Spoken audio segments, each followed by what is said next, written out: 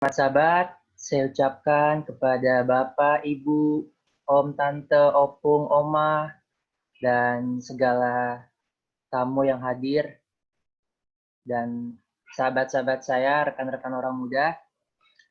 Baru sekali ini ya saya mendapat bagian membawakan khotbah di kebaktian sahabat, walau cuma lewat Zoom demi mimbar, tapi udah deg-degan banget nih sekarang. Tapi kalau sudah Pak Pendeta yang memberi mandat, saya nggak boleh menolak. Karena kalau saya tolak, sama saja saya menolak berkat Tuhan. Dan saya juga sebagai orang muda harus selalu siap ketika ditunjuk. Nah, judul khotbah saya share screen dulu. Host bisa... Sudah bro. Oke. Nah, judul khotbah saya pada sahabat hari ini adalah menuai di masa paceklik. Kalau kita baca judul khotbah saya, barangkali akan kelihatan aneh ya, dan gak masuk akal. Mungkin teman-teman pun juga akan bertanya-tanya, bagaimana bisa terjadi panen di musim paceklik? Secara alamiah, memang itu gak akan terjadi ya, panen di musim paceklik.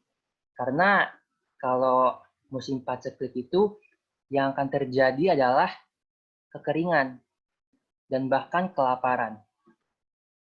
Semua orang, gak hanya para petani, yang akan merasa susah, khawatir, cemas, takut, gelisah, karena bahan-bahan makanan itu pasti akan melambung tinggi dan akan sangat mahal. Nah, bagaimana sikap kita sebagai orang Kristen seandainya mengalami masa paceklik seperti ini? Nah, pada sahabat siang ini, kita akan belajar taat dari Ishak dan tunduk kepada Bapa di surga apapun kondisi yang kita hadapi. Kalau saudara mengingat beberapa waktu yang lalu itu Pendeta Richard Sabuin pernah memberikan KKR ya di gereja kita. Saya ingat khotbahnya waktu itu berjudul Aku Menurut Saja. Dia menceritakan Ishak yang orang yang taat sejak masa kecilnya. Nah, apa sih arti taat itu? Arti taat itu menurut Kamus Besar Bahasa Indonesia adalah orang yang menurut, tidak melawan, dan patuh. Sebagai orang Kristen, sudah merupakan keharusan bagi kita untuk hidup taat, tidak melawan, dan menurut kepada kehendak Kristus. 1 Yohanes 2 ayat 6 mengatakan, barang siapa mengatakan bahwa ia ada di dalam dia, ia wajib hidup sama seperti Kristus telah hidup. Sudahkah kehidupan kita mencerminkan Kristus? Nah, memang saudara-saudara, kalau kita ngomong doang itu tentang ketaatan memang gampang. Tapi untuk melaksanakannya itu sungguh perkara yang sangat sulit. Apalagi kalau kita tuh lagi berada di situasi yang sulit juga dan gak mendukung. Tetapi percayalah saudara-saudara, setiap ketaatan itu pasti mendatangkan berkat. Pasti mendatangkan berkat. Sebab Tuhan membalas setiap orang sesuai dengan perbuatannya. Nah, Ishak ini, dia tuh udah menurut sejak kecil. Dia tuh menghormati ayahnya Abraham. Ia nggak menolak waktu ayahnya ngajak untuk mau membunuh dia. Dia menurut saja si Ishak ini. Sehingga Allah itu nggak segan menyebutkan dirinya sebagai Allah Abraham dan Allah Ishak. Ishak dibesarkan dengan hati yang tidak berontak atau dendam karena ayahnya yang pernah mau membunuh dia. Melainkan Ishak itu tumbuh sebagai anak yang tenang dan taat di bawah asuhan ayah dan ibunya. Bahkan saudara-saudara, Abraham juga yang memilihkan seorang istri buat Ishak melalui hambanya Eliezer. Ishak itu nggak bingung, dia nggak sibuk mencari pasangan hidupnya. Yang bingung sama sibuk malah ayahnya sama hambanya. Kalau di zaman sekarang ini, udah jarang banget ya orang kayak Ishak ini yang dijodohin sama orang tuanya. Saya kalau dijodohin sama orang tua saya, ya saya nggak bakal mau lah. Kan kita punya kriteria sendiri. Kalau cakep di mata orang tua saya, ya belum tentu cakep di mata saya. Untung yang saat ini cakep di mata orang tua saya dan cakep di mata saya ya teman-teman.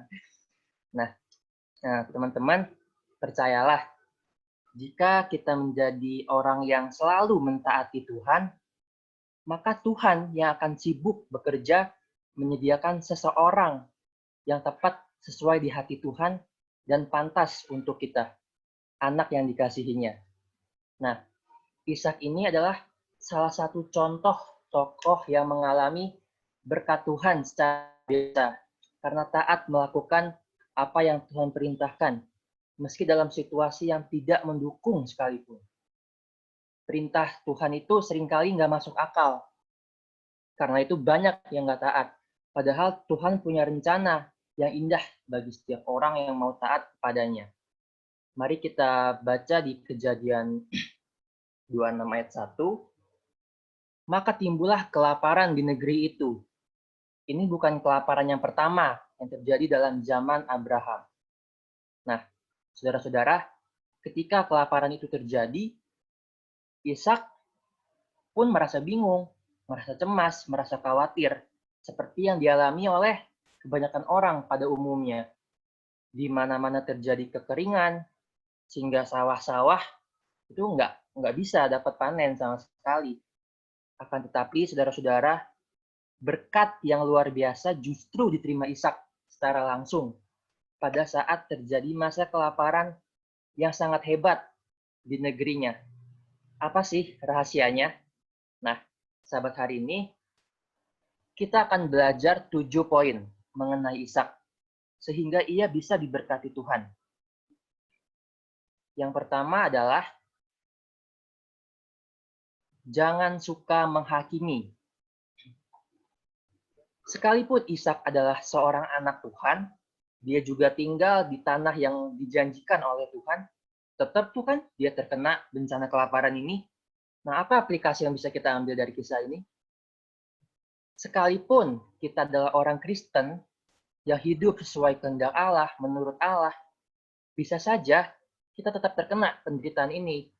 Karena itu, saudara-saudara, kalau ada teman kita atau saudara kita yang terkena bencana, jangan cepat menyimpulkan, wah orang ini kena dosa nih, maka orang ini kena bencana karena berbuat dosa nih. Jangan seperti itu.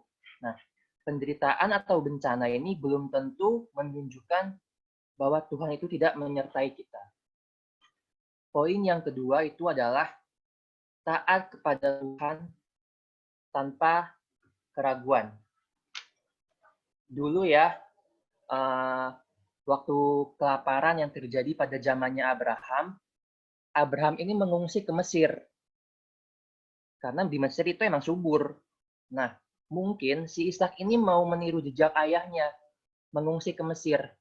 Nah, tapi Tuhan melarang Ishak pergi ke Mesir. Dan Ishak pun menurut, saudara-saudara. Ishak itu tetap di Kanaan. Dan Ishak tuh menurut tuh nggak banyak nanya, nggak banyak nanya-nanya, kenapa Tuhan? Kenapa tetap di sini? Yang ada saya mati. Saya waktu Abraham ayah saya kelaparan, dia pergi ke Mesir. Nah, dia tuh nggak banyak tanya. Nah, aplikasi yang bisa kita ambil dari kisah ini, dalam hidup ini seringkali keadaan kelihatannya bertentangan dengan janji Tuhan. Nah, dalam keadaan seperti itu, kita justru harus terus merenungkan janji Tuhan, supaya segala keraguan-raguan kita itu bisa dihancurkan. Nah, waktu Ishak dilarang, dia langsung menurut, dia nggak banyak nanya. Nah, jika Allah memberitakan sesuatu untuk kita lakukan, udah, lakuin aja. Nggak usah banyak tanya. Penting bagi kita untuk mengerti, yang penting yang harus kita tahu itu, perintah Tuhan itu pasti segala sesuatu yang baik. Karena apa? Rancangan Tuhan itu adalah rancangan damai sejahtera.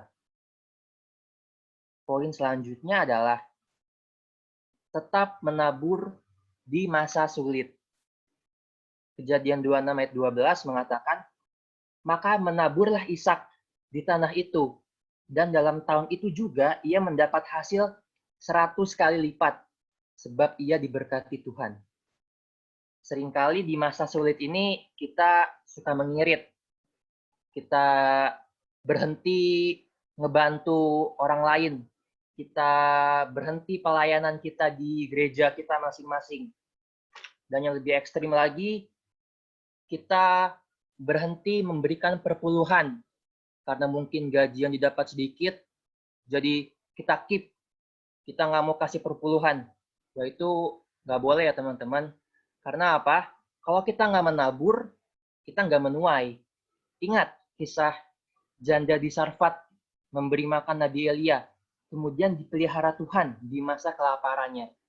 Itu memberikan kita pelajaran bahwa setiap orang yang menabur dalam kekurangannya, ia akan menuai dengan kelimpahan. Bagi banyak orang, apa yang dilakukan Ishak itu mungkin dianggap aneh. Mereka pasti berpikir, apa untungnya menabur benih di musim paceklik kayak gini? Secara alami, benih itu ya pasti mati bila ditanam atau ditabur. Paling usaha itu hanya menjadi sia-sia, cuma nyapain waktu, nyapain tenaga, biaya, dan sebagainya.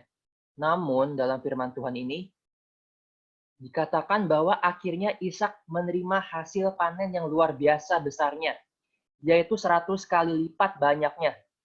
Bisa bayangin nggak tuh Bapak Ibu? Di sekitarnya itu kesusahan loh.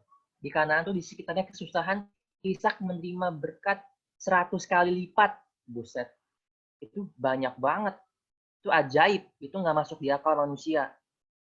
Nah, Tuhan Yesus pun bersabda, berilah dan kamu akan diberi.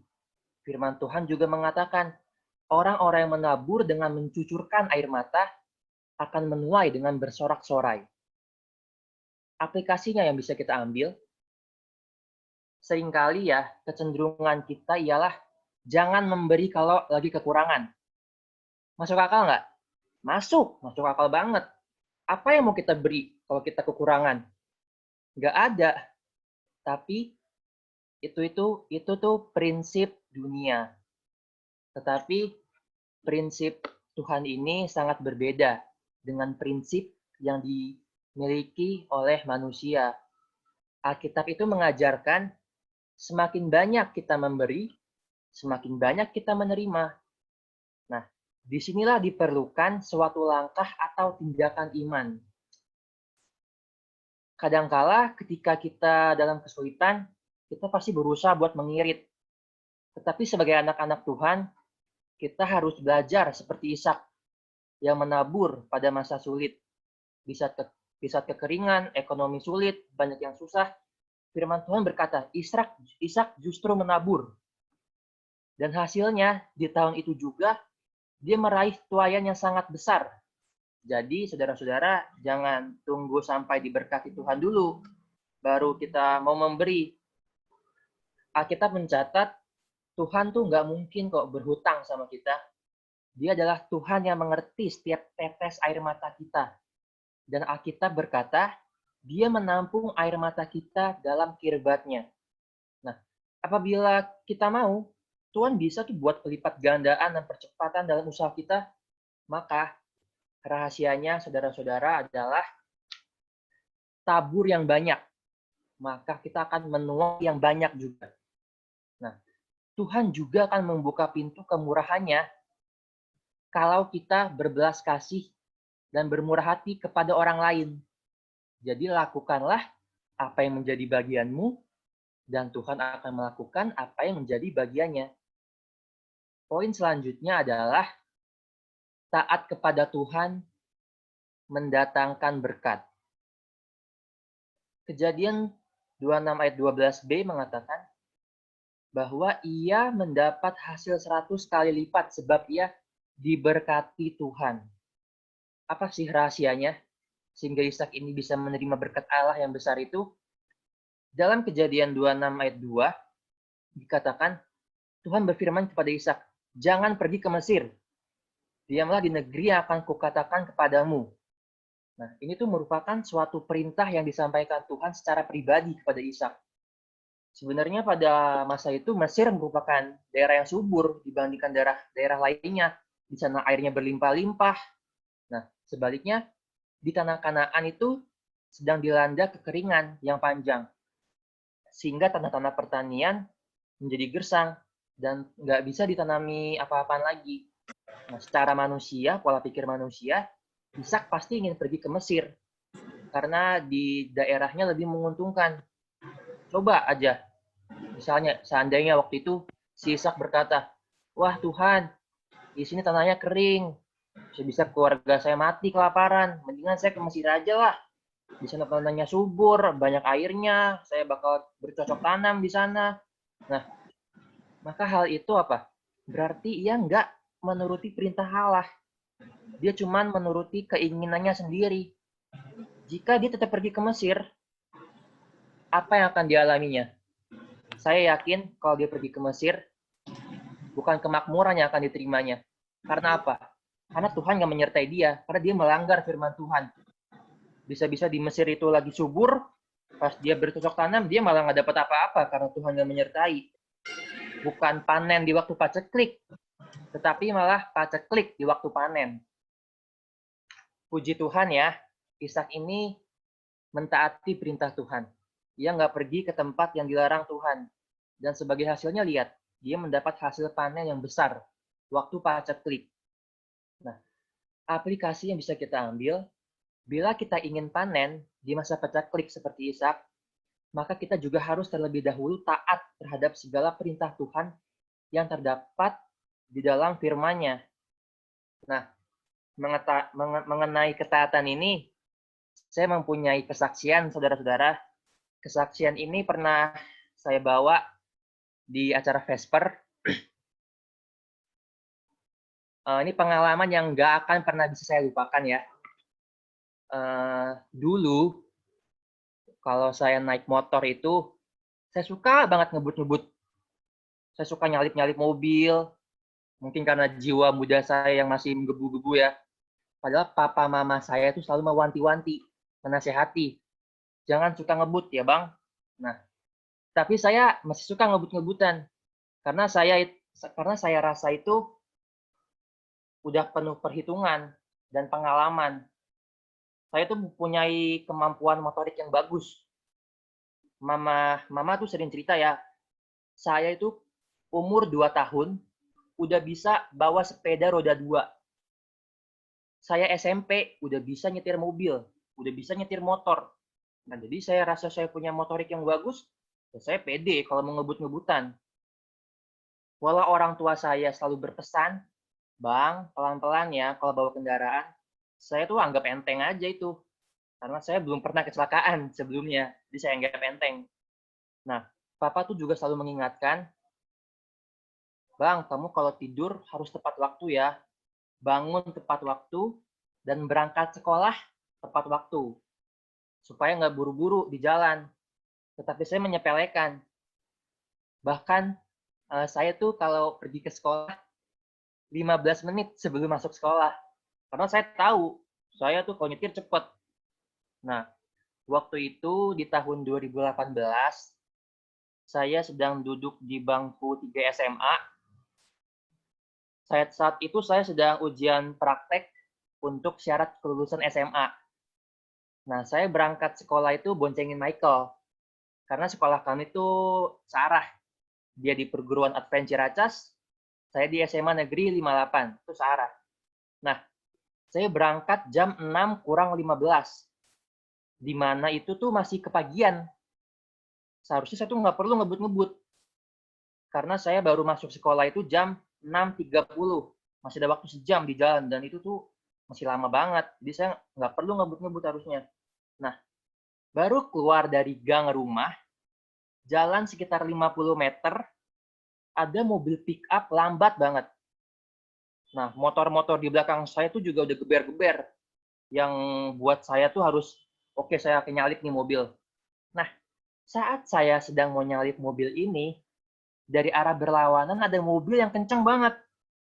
Dia udah ngeliat saya nih mau nyalip. Tetap digas makin kencang. Wah, Saya di situ udah tahu, wah, saya bakal jatuh sekarang ini. Ketimbang saya tetap nyalip, terus ditabrak sama mobil itu, wah, saya bakal mati. Saya yakin banget saya bakal mati. Karena itu cepet banget. Akhirnya, saya pun harus memelanin motor saya balik ke belakang mobil pickup itu, nggak jadi nyalip. Nah, tapi saat saya mau balik ke belakang mobil pickup ini, saya udah nggak sempat. Saya terserempet mobil pickup itu, dan saya pun terjatuh. Saya ingat sekali itu Bapak Ibu, saya tuh terpental jauh banget. Helm saya pecah. Dagu dan pelipis saya robek. Baju SMA saya penuh darah. Baju putih, abu-abu itu penuh darah. Dan saat itu saya sedang pakai, papa saya baru beli jam, belum dipakai, saya pakai langsung jam bermerek papa saya itu keseret aspal. Waktu saya nggak enak banget tuh. Nah, waktu saat saya jatuh, di pikiran saya itu Michael. Karena apa? Michael itu nggak pakai helm. Saudara bisa bayangin, helm saya aja pecah. Si Michael nggak pakai helm. Buset, aduh saya langsung, saya tuh pas jatuh itu terseret, kelempar, jatuh, jauh. Saya langsung berdiri. Saya lihat si Michael. Saya langsung lihat Michael, waduh, dia sudah, kedua tangannya tuh udah nutupin kepalanya, kaki, lengannya tuh udah berdarah-darah. Oh, saya panik banget. Lalu saya lihat Michael tuh bergerak. Dia berdiri, dia nangis. Nah, saya langsung lega. Walaupun saya sama Michael tuh sering berantem ya, saya sering ngejailin dia. Sebagai abang tuh, kalau misalnya kecelakaan, lebih baik saya yang meninggal, dia yang selamat. Makanya saya sangat panik sama dia. Nah, motor-motor di belakang saya itu juga terjatuh. Ada yang patah tulang belikat di lehernya, ada yang rusuknya patah. Orang-orang itu udah rame-rame marah-marahin saya. Saya langsung telepon papa. Papa mama langsung datang.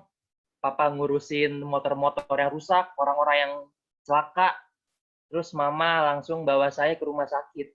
Dapat deh oleh-oleh jahitan. Nah, dengan baju yang robek dan berdarah-darah itu, saya harus sekolah, saya tetap ke sekolah. Makanya pas saya ke sekolah tuh teman-teman di kelas saya ngeliatin saya aneh. Wah, kenapa ini Izra berdarah-darah? Saya harus ikut, karena kalau saya nggak ikut, itu saya bisa nggak lulus. Dan kalau ujian susulan itu ribet dan nggak enak banget.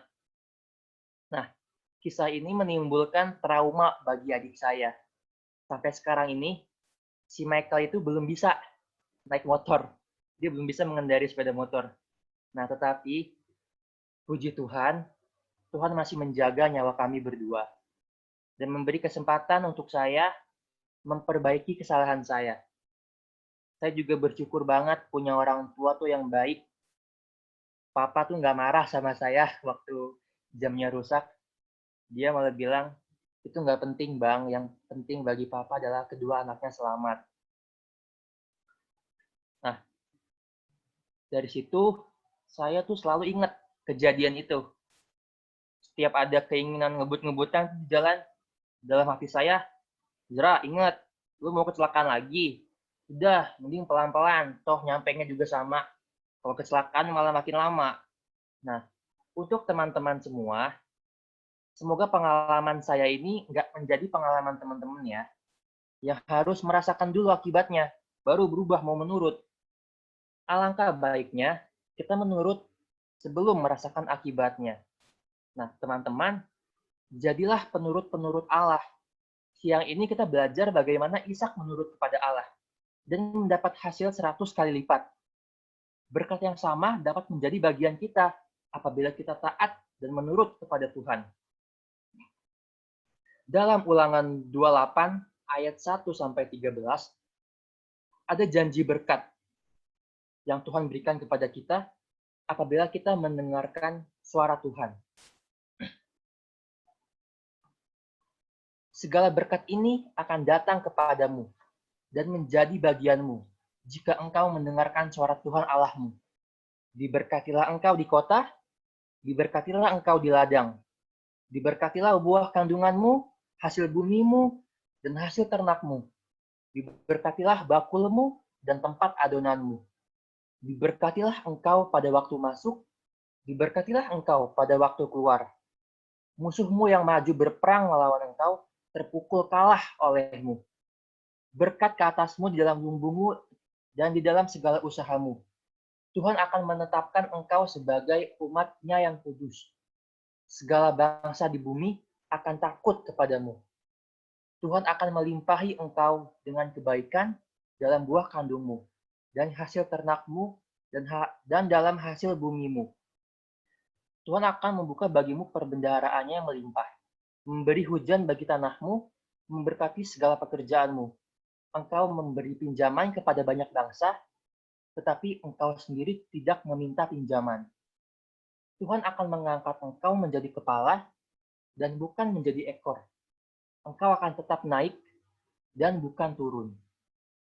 Inilah janji berkat Tuhan jika kita menurut perintahnya. Poin yang kelima adalah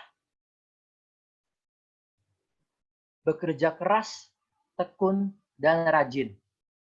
Jelas ya, terlihat di ayat 12 yang sudah kita baca tadi, bahwa Ishak adalah seorang pekerja keras dan rajin. Sekalipun nih Tuhan berjanji mau menyertai dan memberkati Ishak, ia nggak diem-diem doang, ia tetap rajin dan bekerja dengan keras. Nah, dalam hal apa nih saudara malas? Dalam kuliah, belajar, bekerja, melayani Tuhan. Sadar nggak sih teman-teman kalau malas itu merupakan dosa? Saya sendiri adalah orang yang malas ya teman-teman. Jadi mari kita bertobat dari segala kemalasan kita. Kita harus menjadi rajin seperti Ishak. Rajin dalam hal jasmani, belajar, bekerja, maupun dalam hal rohani. Pergi ke gereja, pelayanan di gereja, saat teduh, berdoa, suka memberi, suka menolong. Nah, kemudian Ishak ini juga adalah seorang yang tekun. Ayat 18-22 mengatakan, kemudian Ishak menggali kembali sumur-sumur yang digali dalam zaman Abraham ayahnya, dan yang telah ditutup oleh orang-orang Filistin. Jadi Ishak tuh nggak cuma diem-diem doang nungguin hujan. Dia tuh tekun, dia tuh rajin. Dia mengembangkan apa yang pernah dikerjakan ayahnya Abraham. Nah, hasilnya dia mendapat berkat yang melimpah-limpah. Aplikasi yang bisa kita ambil, di masa sulit seperti sekarang ini, kita harus terus menggali potensi yang terpendam yang mungkin telah diwariskan oleh orang tua kita. Nah, ketika sumur-sumur itu diambil alih sama Abimelek, Ishak justru tekun.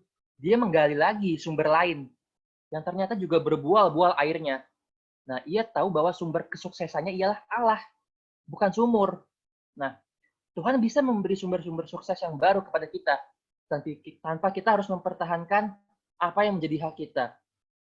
Maka upah dari kerajinan, kerja keras, dan ketekunan adalah dan orang itu menjadi kaya, bahkan kian lama kian kaya, sehingga ia menjadi sangat kaya.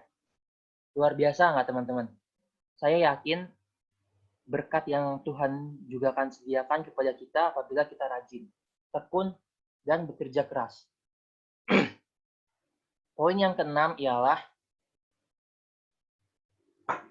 tidak suka bertengkar, mengalah, dan selalu mengusahakan perdamaian. Dalam Kejadian 26 ayat 14-22 itu dikatakan, orang Filistin cemburu sama Ishak. Segala sumur yang digali pada dalam zaman Abraham ayahnya itu ditutup oleh orang Filistin, ditimbun dengan tanah. Terus Abimelek berkata kepada Ishak, pergilah dari tengah-tengah kami, sebab engkau telah jauh lebih berkuasa daripada kami. Nah, saudara-saudara, Ishak ini adalah seorang yang seumur hidupnya tuh nggak pernah berantem. Dia adalah tipe orang yang mendingan gua ngalah. Dia memiliki sikap hati yang lembut. dalam setiap pertentangan. Nah, dalam peristiwa selanjutnya dikatakan bahwa bersama hamba-hambanya Ishak menggali kembali sumur-sumur yang telah ditutup oleh orang Filistin. Nah, sebenarnya sumur-sumur itu telah mati, udah nggak ada airnya sama sekali, karena daerah Gerar tuh dilanda kekeringan yang dahsyat. Karena itulah orang-orang Filistin itu menutupnya. Ini ada apa ya kok dicoret-coret ini? Nah, saya lanjut. Akan tetapi sangat aneh dalam kisah ini bahwa ketika hamba-hambanya Ishak itu menggali di sembah itu, mereka menemukan mata air yang berbual-bual. Mengapa bisa demikian? Ya karena Ishak ini diberkati Tuhan. Nah, tetapi kisah ini nggak berhenti sampai di sini. Diceritakan tuh ya, setiap hamba-hambanya Ishak menggali, menemukan mata air yang berbual-bual, maka mata air itu akan diminta dan direbut oleh para gembala Gerar.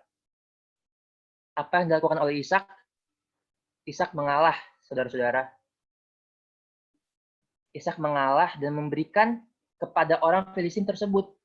Peristiwa ini nggak cuma terjadi sekali, beberapa kali dia menggali, dapat air berbual-bual, diambil, disuruh pergi. Dia pergi lagi, gali lagi, diambil lagi, disuruh pergi lagi. Nah, mengapa Ishak itu rela melepaskan sumur-sumurnya yang mengeluarkan air yang berbual-bual di saat lagi paceklik itu? Mengapa Ishak nggak mempertahankan haknya? Kan Ishak itu orang kaya. Dia punya kekuatan, punya kekuasaan, punya banyak pengawal, bisa melawan dia. Tapi Ishak memilih untuk menghindari diri dari pertengkaran. Karena Ishak mengerti sumber dari semuanya itu bukan sumber itu. Sumbernya ya dari Tuhan. Ishak mengerti bahwa sesuatu yang berasal dari Tuhan, maka itulah yang akan menjadi miliknya. Jika sesuatu itu milik Tuhan, maka Tuhan akan memeliharanya, melindunginya, bahkan melipat gandakannya. Bagaimana kalau ini terjadi dalam diri kita, menimpa kita? Pasti kita melawan kan ya? Kalau saya sih saya bakal melawan lah. Saya udah capek-capek gali. Diambil, saya pasti akan melawan. Nah, apakah kita harus seperti itu? Kita nggak boleh. Kita harus seperti Ishak.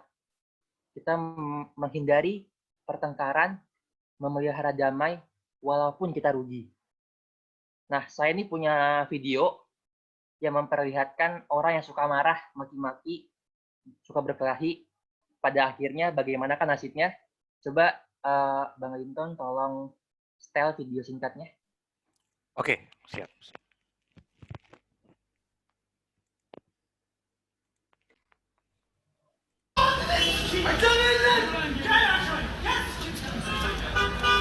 Polis aradılar mı?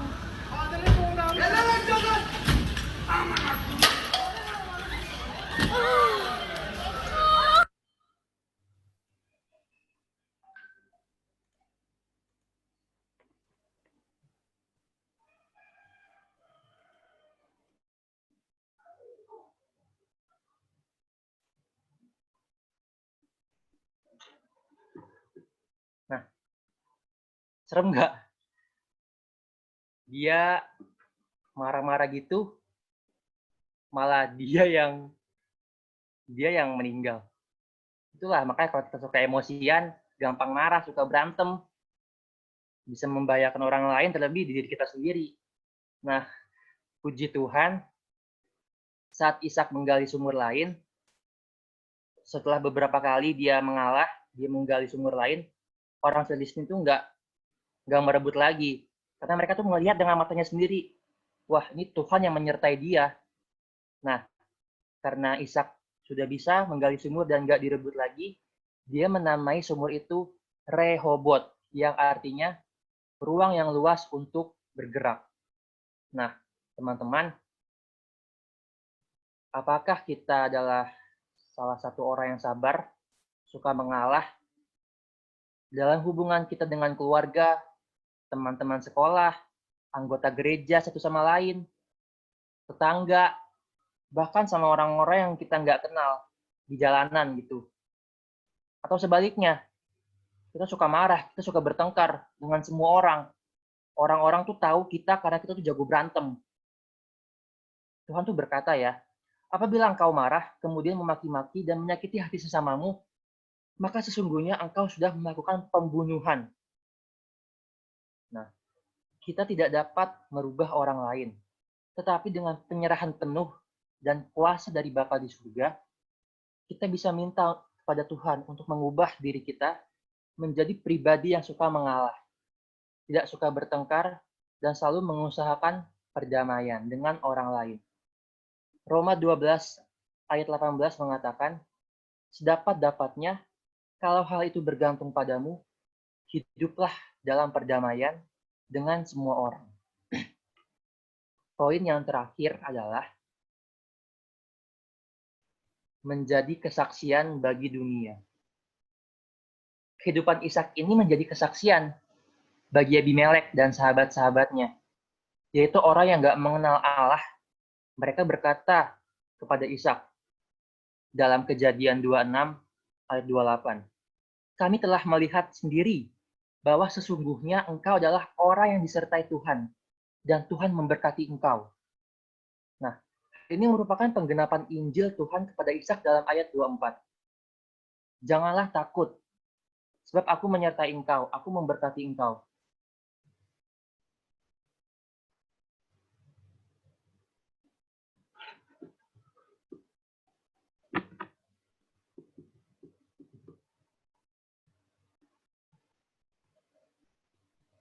Abimelek dan sahabatnya dan kepala pasukannya melihat kedua janji itu dinyatakan dalam kehidupan Ishak. Nah, orang-orang dunia bisa melihat bahwa Ishak adalah orang yang disertai Tuhan secara luar biasa. Karena itu mereka menjadi takut dan hormat kepadanya, sehingga mereka mau berdamai dengan Ishak. Dan mereka tuh mengikat sumpah setia untuk tidak saling memusuhi. Mereka ingin menjalin persahabatan dan perdamaian dengannya. Nah, dalam Kejadian 26 ayat 30 dan sampai 31 dikatakan, kemudian Ishak mengadakan perjamuan bagi mereka. Lalu mereka makan dan minum. Keesokan harinya, pagi-pagi, bersumpah-sumpahanlah mereka. Dan mereka meninggalkan dia dengan damai.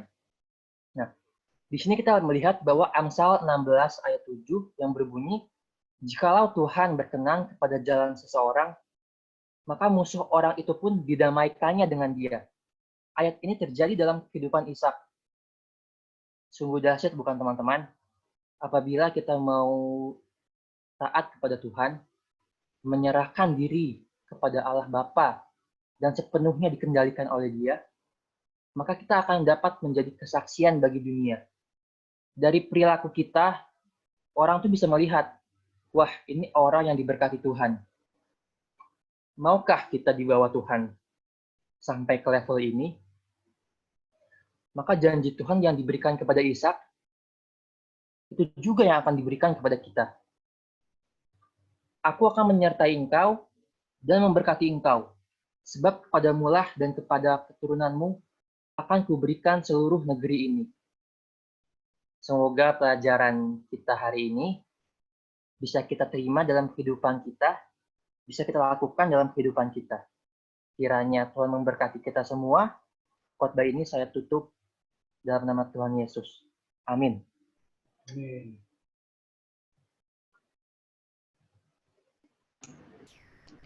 Amin. Terima kasih kepada Saudara Ezra atas makanan rohani khotbah yang telah disampaikan kepada kita pada siang hari ini.